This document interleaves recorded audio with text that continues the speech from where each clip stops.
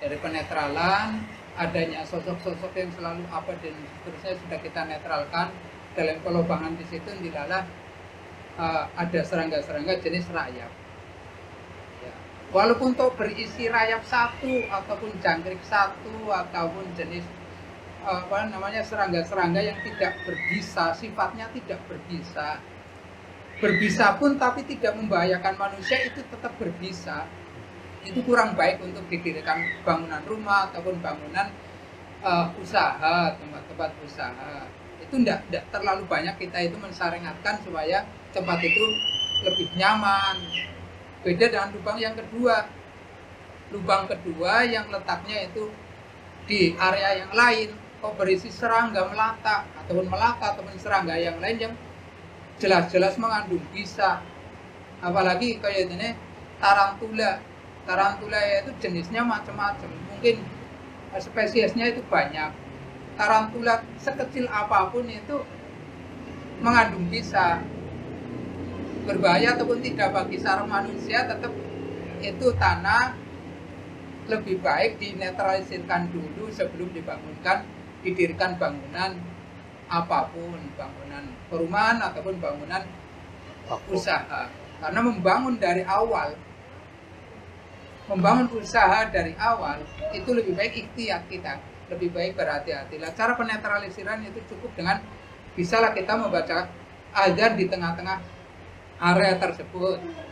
Cukup azan dengan 4 arah penjuru boleh.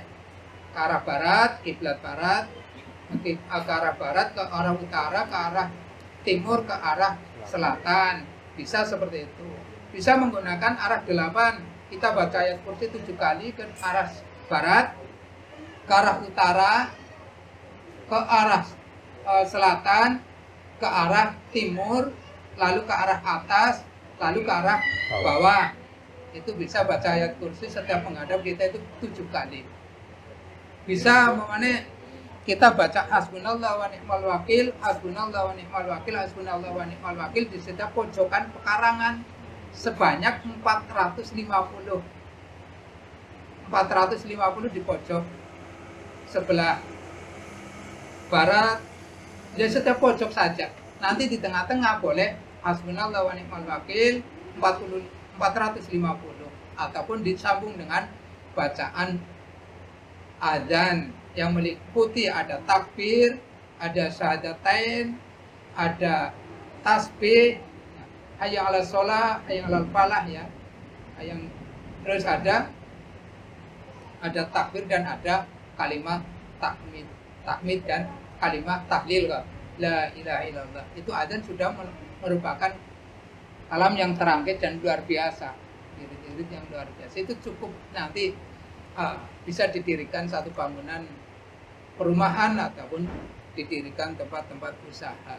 Insya Allah bukan berarti makhluk yang di situ itu menumbal, itu tidak. Akhirnya berantakan lari ke tempat-tempat yang ke orang lain sehingga mengganggu orang lain, itu tidak. Kita bukan menumbal, melainkan menetralisirkan. Ada kalanya yang di situ yang tadinya fasik bisa tidak fasik lagi, yang tadinya munafik bisa tidak munafik lagi, yang tadinya kafir bisa tidak kafir lagi. Kalau toh tetap berkafir, dia pun tetap tertundukkan dan dia pulang dalam kondisi tuna ataupun pergi ke hutan ataupun ke tempat-tempat yang lebih mengarantinakan diri seperti itu. Jadi tempat itu insya Allah ada cahaya-cahaya tertentu yang untuk kehidupan manusia, untuk kita umumnya itu bisa dinikmati, bisa nyaman, bisa buat ibadah juga nyaman. Karena setiap tempat itu ada masing-masing sejarah, masing-masing cahaya, itu beda-beda. Seperti itu. Ada yang bisa ditanyakan? Ditanyakan lagi apa? Ya mungkin kaitannya yang dalam kaidah fikih kan ada yang itu kemakruhan untuk buang air kecil di tanah-tanah karangan seperti itu, ada kaitannya juga apa enggak? Iya, di setiap lubang lubang-lubang yang baik itu berisi ular ataupun tarantula ataupun berisi apa, kita dilarang oleh Rasulullah untuk mengencingi ataupun kencing ke lubang-lubang itu, karena lubang itu untuk persembunyian para jin.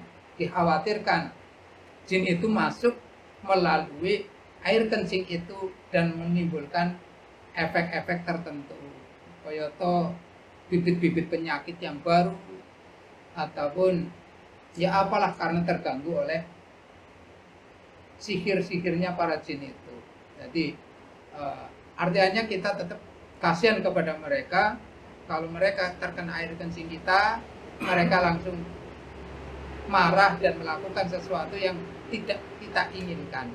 Jadi para jin itu senengane itu di tempat-tempat lubang-lubang rong, di tempat-tempat sing kerengkem dingin seperti WC, peceran, di bawah-bawah pohon rindang, terus di aliran sungai, lampeng-lampeng, gedung-gedung itu, di masjid, di musola, di WC itu kebanyakan penghuninya adalah para jin. Beda dengan para setan di pasar, di kantoran, di jalanan, di perempatan itu penghuninya itu setan. Jadi kalau di lubang-lubang dimakruhkan dan dikhawatirkan di situ ada jin yang tidak cuma satu, mungkin sekeluarga di situ. Karena jenis jin itu ada yang dari jenis hewan seperti melata ada ular, kalajengking ataupun hewan-hewan berbisa. Itu juga termasuk kalangan jin. Jadi tidak cuma jin itu berbentuk yang seperti kukus, yang seperti hanya rup saja, ada yang cuma kebul berasap, ada yang gelayar, ada yang berupa hewan-hewan melata berbisa.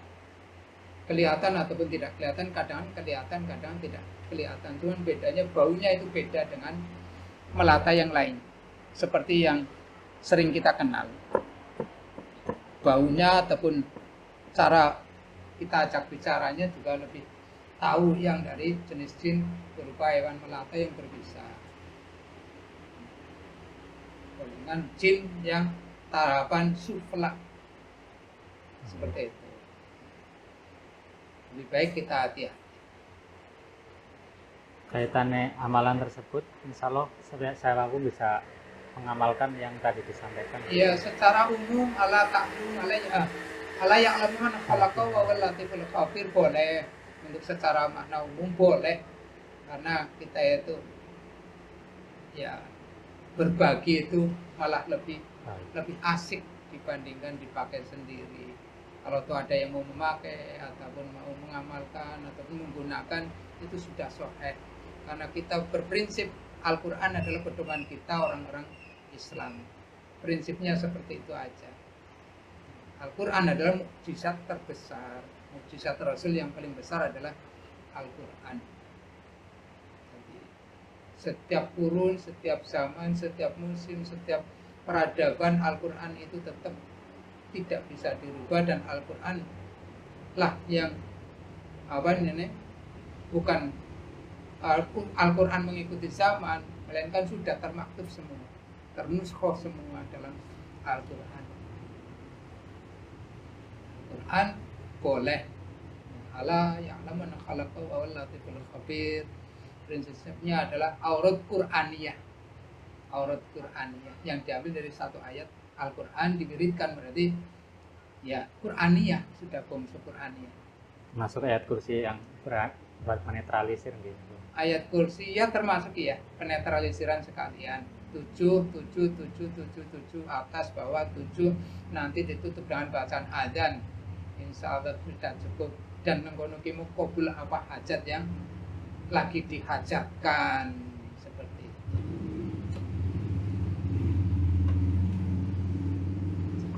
Cukup, yes, terima kasih.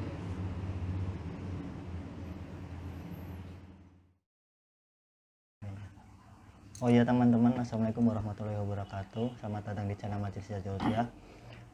Kita akan melanjutkan pembahasan yang kemarin ya Kang, bab tentang penggalian yang kemarin itu, pembuktian tentang bagaimana cara kita mengetahui suatu tanah tersebut aman atau tidaknya ketika kita akan bangunan. Ya seperti itu. Jadi aman atau enggaknya itu dari gangguan-gangguan seperti halnya makhluk lain, mungkin siluman atau jin atau ya sejenis seperti itu ya. Tatkala semisal ada orang yang kepingin mencoba juga seperti itu, seperti itu.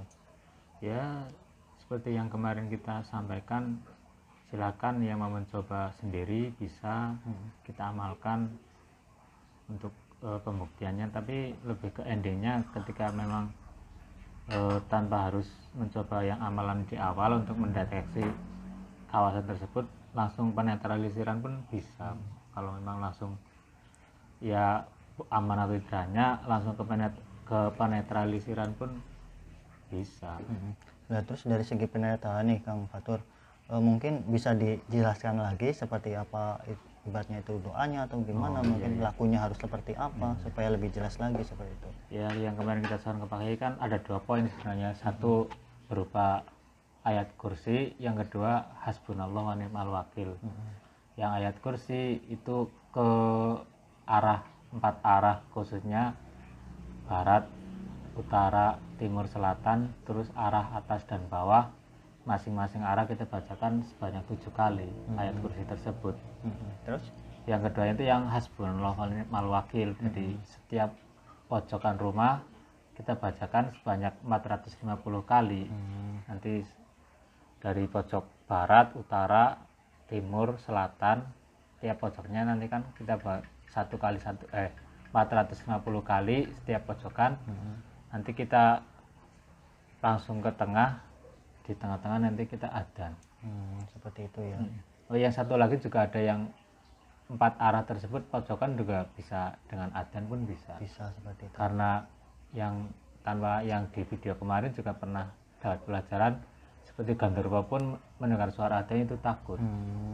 Jadi itu salah satu buat solusi ya bagi kita semua teman-teman. Jadi mungkin kalian semua juga bisa mencobanya gitu loh, tanpa harus ada laku atau apapun itu ya. Tanpa ada tirakat atau pesanan-pesanan yang lain.